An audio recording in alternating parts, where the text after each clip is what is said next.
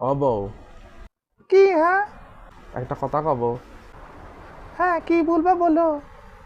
মনে করো মরার পরে আল্লাহ আমার দুইজনাক দোজকেও দিল না, বেহেস্তেও দিল না, কিন্তু এমন এক জায়গা রাখলো, বলল যে তোমরা দুইজন সারা জীবন ধরে সংসার করবা, তোমার আর মৃত্যু হবি না।